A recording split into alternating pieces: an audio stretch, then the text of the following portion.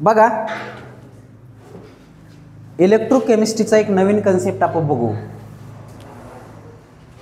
तर हे दोन लॉ परीक्षेला कमीत कमी तुम्हाला 5 ते 6 मार्क देऊन जातील.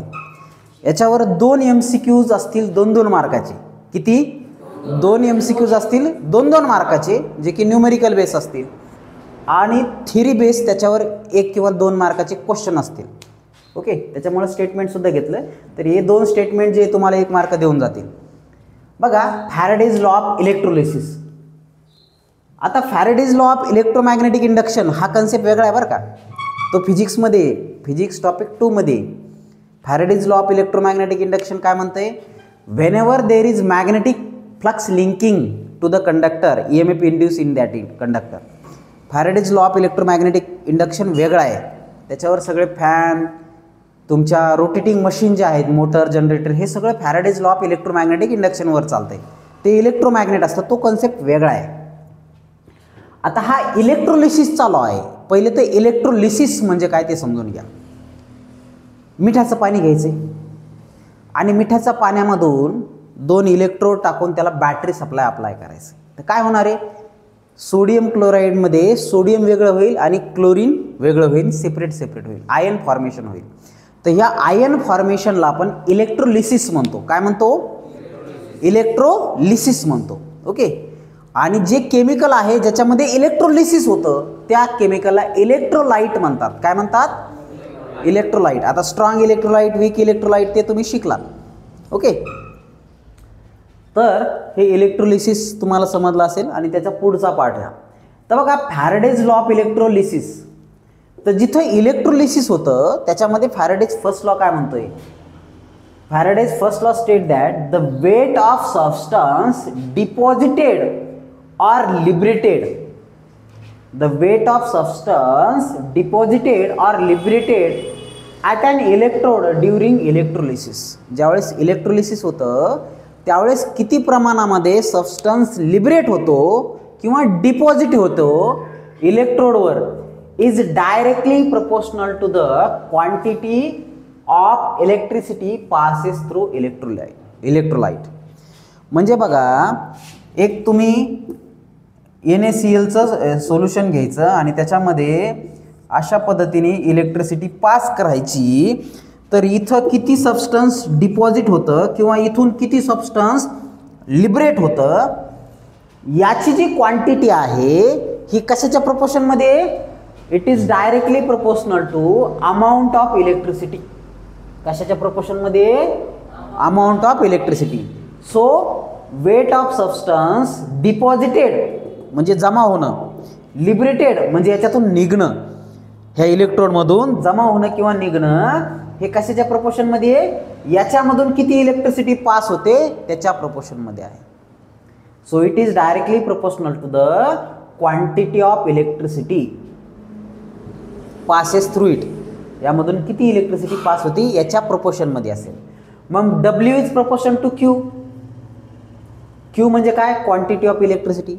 आणि Q is equals to C into T. C म्हणजे काय? करंट. आणि T म्हणजे टाइम, किती वेळापर्यंत टाइम.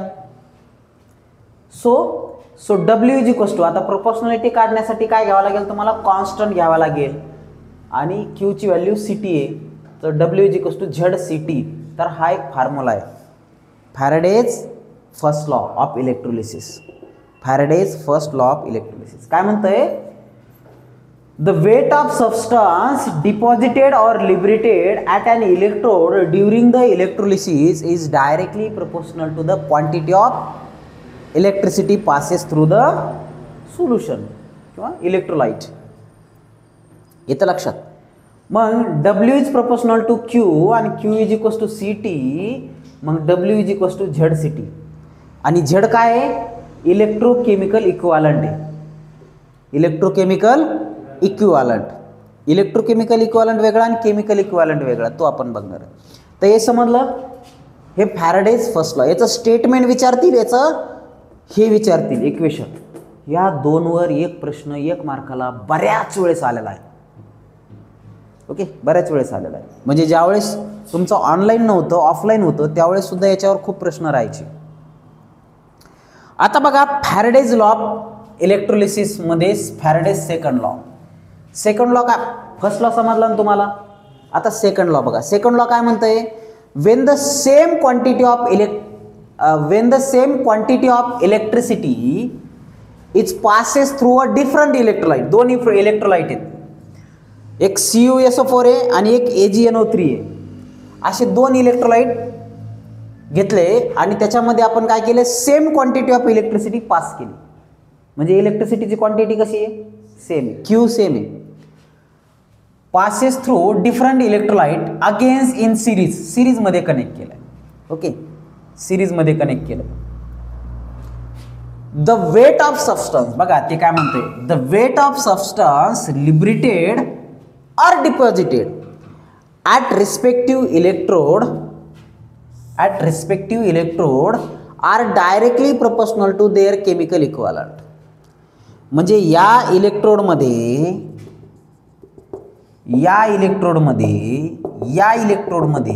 आणि या इलेक्ट्रोडमध्ये जे काय तुमचं वेट लिबरेट होणारे किंवा डिपॉझिट होणारे ते कशाच्या प्रोपोर्शनमध्ये असेल, केमिकल इक्विव्हॅलंटच्या प्रोपोर्शनमध्ये असेल. कशाच्या इक्विव्हॅलंटमध्ये असेल, केमिकल इक्विव्हॅलंटच्या. तर सी म्हणू आपण याला, केमिकल इक्विव्हॅलंट. ओके, तर weight of copper deposited CuSO4 मध्ये कॉपर किती डिपॉझिट होतंय भागिले सिल्वर किती डिपॉझिट होतंय, याचं weight W1 divided by W2 is equals to E1 divided by E2. E1 किंवा E2 काय रे, केमिकल इक्विव्हॅलंट. इलेक्ट्रोकेमिकल इक्विव्हॅलंट वेगळा, हा Z असतो. इलेक्ट्रोकेमिकल इक्विव्हॅलंट हा Z असतो आणि केमिकल इक्विव्हॅलंट हा वेगळा, तो आपण बघू. तर बघा, electrochemical equivalent is equals chemical equivalent is equals to 96500 into electrochemical equivalent. आणि C जे आहे कसं फाइंड आउट करायचं, C is equals to atomic weight divided by valency. C is equals to atomic weight divided by valency आणि W is equals to ZCT. आता हे Faraday's first law आहे आणि हा Faraday's second law of electrolysis. तर हे 2-4 basic लक्षात ठेवा. 1 farad is equals to 96500 coulombs. Chemical equivalent is equals to 96500 into electrochemical equivalent म्हणजे Z.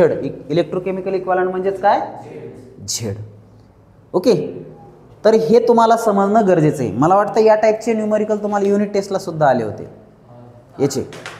ओके, हे ज्यावेळेस तुम्हाला ऑफलाईन होतं ना, तर त्यावेळेस याला खूप वेटेज राहायचं आणि ऑनलाईनला सुद्धा जवळपास 6 मार्क इथं पडतील ह्या 2 कन्सेप्टलाच. 6 मार्क, या 2-2 मार्काचे 2 न्यूमरिकल असण्याची दाट शक्यता आहे. तर ते कोणते पॅटर्नचे असतील ते आपण घेणार आहेत. तर हे समजलं तुम्हाला. ओके, चला.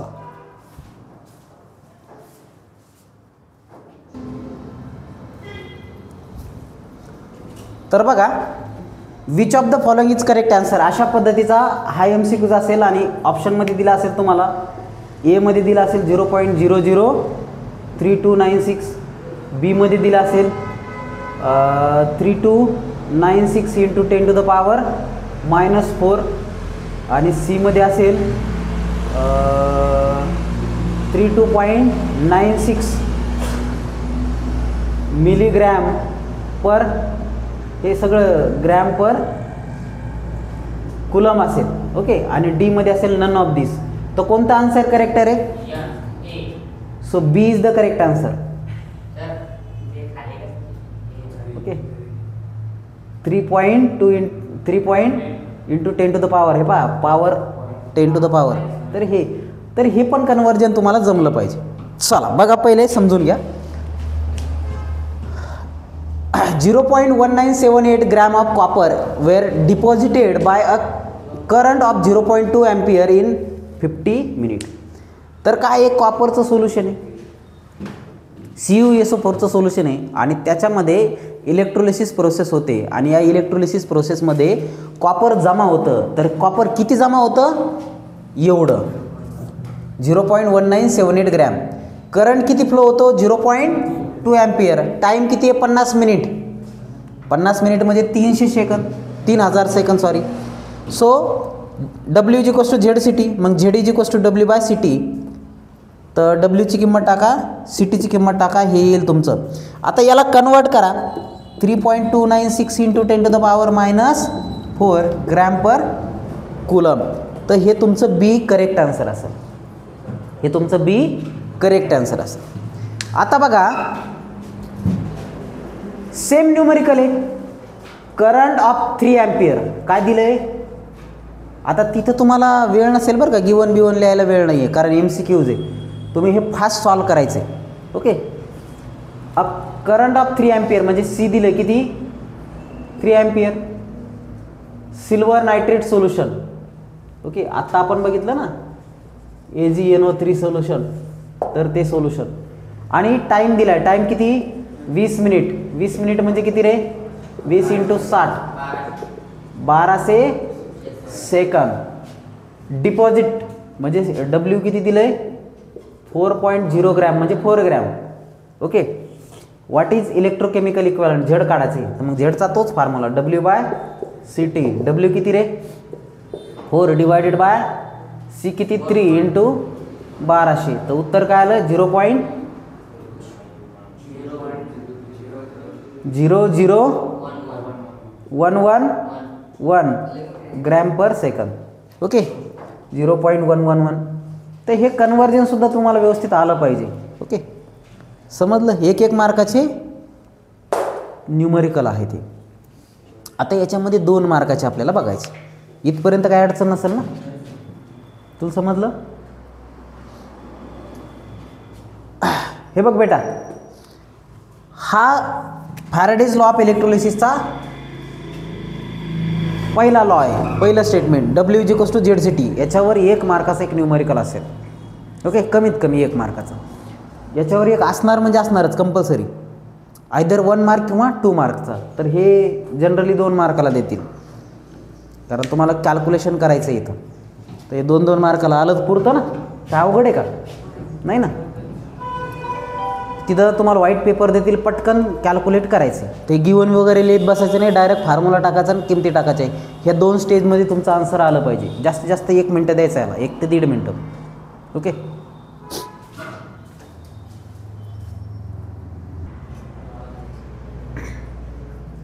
बघा फॅराडेज लॉ ऑफ इलेक्ट्रोलिसिसमध्ये सेकंड लॉवर आपण न्यूमरिकल बघू. तर फॅराडेज सेकंड लॉ काय म्हणतंय, अमाऊंट ऑफ डिपॉझिटेड. ओके. जे इलेक्ट्रोडवर अमाऊंट डिपॉझिट होतं आहे किंवा लिबरेट होतं आहे ते किती असेल इलेक्ट्रोकेमिकल इक्विव्हॅलंट एवढं केमिकल इक्विव्हॅलंट एवढं असेल. ओके. तर 2 जर समजा सोल्युशन घेतले आणि ते सिरीजमध्ये लावले तर W1 divided by W2 is equals to E1 divided by E2. तर हा सेकंड लॉ सांगतोय. तर काय म्हणणं आहे याचं, when the same amount of electric current is passes through the solution. तर कोणतं सोल्युशन आहे CuSO4 म्हणजे कॉपर सल्फेट आणि झिंक सल्फेटचं सोल्युशन. Then 0.7 gram and 0.716 gram of copper and zinc are deposited. म्हणजे कॉपर किती आहे 0.7 ग्रॅम आणि झिंक किती आहे 0.716 ग्रॅम डिपॉझिट होणार इलेक्ट्रोडवर. ओके. आणि काय म्हणलंय calculate the electro equivalent weight of zinc. तर झिंकचं इक्विव्हॅलंट वेट काढायचं E2 काढायचं. ओके. आणि इक्विव्हॅलंट वेट ऑफ झिंक काढायचे. तर तुम्हाला माहिती आहे W1 divided by W2 is equals to E1 divided by E2. मग त्याच्यावरून E2 काढायचं, हा फॉर्म्युला आहे. पण E1 आहे का तुमच्याकडं, नाही. तुमच्याकडे E1 नाही. तर E1 इज इक्वल्स टू काय atomic weight divided by valency. E1 is equals to काय atomic weight divided by valency. Atomic weight 63.5 divided by 2. तर हे येईल. ओके. तर हे ॲटॉमिक वेट. तर ही व्हॅल्यू इथं टाका आणि त्याच्यानंतर हे सॉल्व करा. तर तुम्हाला काय मिळेल E2 भेटेल. येतं लक्षात. तर पहिले ॲटॉमिक वेट आणि व्हॅलन्सी हे पण माहीत असणं गरजेचं आहे. तर हे E2ची व्हॅल्यू. तर सेम तुम्ही न्यूमरिकल बघा तुम्ही करायचं आहे. आलं का. चल बघा करा. तर बघा दुसरा न्यूमरिकल आहे. वेन बघा a given quantity of electricity is passes through a 2 cell containing copper sulphate and silver nitrate. मग दोन सोल्युशन आहेत, copper sulphate and silver nitrate. आणि त्याच्यामध्ये सिल्वर किती दिलं आहे 0.99 ग्रॅम आणि कॉपर किती दिलं आहे 0.29 ग्रॅम. तर इथं बऱ्याच वेळेस चुका होऊ शकतात. तर W1 W2 घेण्याऐवजी तुम्ही काय करा, सिल्वर आणि कॉपर घ्या, म्हणजे तुम्हाला अजून सोपं जाईल. Are deposited, find the equivalent weight of silver. सिल्वरचं इक्वलंट वेट काढायचं आहे. तर सिल्वर म्हणजे काय 2 आणि कॉपर म्हणजे काय 1. तर अशा पद्धतीने जर घेतलं तर E2 = W1 × W2 / W1. Simplify जर केलं तर 107.8 ग्रॅम येईल. तर हे आलं इक्वलंट वेट. या टाईपचे न्यूमेरिकल जमतील ना तुम्हाला. 2-2 मार्काचे आहेत बरं काही, 2 मार्काचे. परीक्षेमध्ये फॅराडेज फर्स्ट लॉवर किंवा सेकंड लॉवर 2 आणि 2 असे 4 मार्क असणार. किती? एक न्यूमेरिकल याच्यावर असणार आहे बरं का कंपल्सरी. या 2 पैकी म्हणजे या पॅटर्नचा असेल किंवा मग दुसऱ्या पॅटर्नचा. दुसऱ्या पॅटर्न नाहीच आहे, हाच पॅटर्न आहे. मागचे 2 न्यूमेरिकल त्याच्यावर 1 क्वेश्चन, ह्या 2 न्यूमेरिकलवर 1 क्वेश्चन आणि हे 2-2 मार्काचे क्वेश्चन आहेत. म्हणजे हे 4 मार्क फिक्स आहेत. येतं लक्षात? तर समजलं ना तुम्हाला आता हे फॅराडेज फर्स्ट लॉ आणि सेकंड लॉ 4 मार्क.